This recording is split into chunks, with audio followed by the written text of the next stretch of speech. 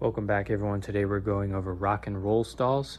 I don't really do too many lip tricks on here, but they're definitely fun to film. They're a lot more fun than doing some of these flat ground and complex ledge tricks. So I figured I'd go over a lip trick today. The rock and roll is very similar to the rock to fakie, except you're really just turning in backside.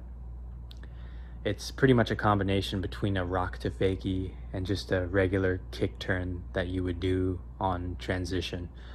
That's the best way I like to think of this trick. If you can do a rock to fakie and a backside kick turn, you could probably do a rock and roll stall. So make sure that you have both of those down.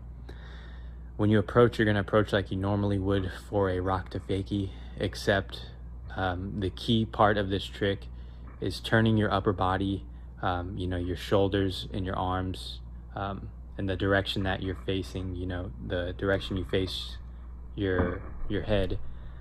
About halfway through the trick, you're going to start turning it.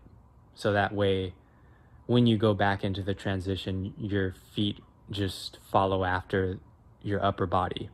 Sometimes it helps to get that motion started with the upper body so that the rest of the body follows. And that's definitely what you want to do here.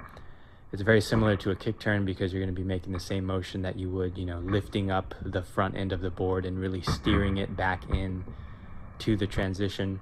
The main thing you just want to make sure of in this case is that you lift the front end of the board high enough to raise it over the coping so that way it doesn't get caught up against the coping. So very, very similar to a rock to fakie. Again, just approach it like you normally would for a rock to fakie, and then really begin to turn the upper half of the body once you get into the stall. And that's basically the key part of this trick. As you can see here, I'm getting on top of the deck a lot, but you don't have to do that when you start out trying this trick. You can, if it makes you feel uncomfortable, you can go slower and maybe only give it a slight tap and bring it right back in without really standing on top of the deck if that makes you feel uncomfortable. Start out, like I always say, low, slow, and short. That doesn't only apply to ledge and rail tricks. That definitely applies to transition as well. If you don't feel comfortable really standing on top of it at first, just give it more of a tap and try to bring it back in. As you can see, I'm really stalling on the center of my board, or even closer to the back end of the truck. When you first try this trick, if you feel uncomfortable with it, when you lock into the stall, you can be closer towards the front truck and more inside of the transition instead of really standing on top of the deck.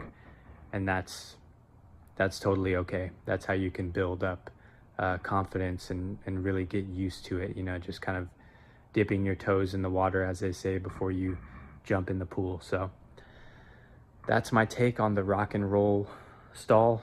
Very fun and simple transition trick to do.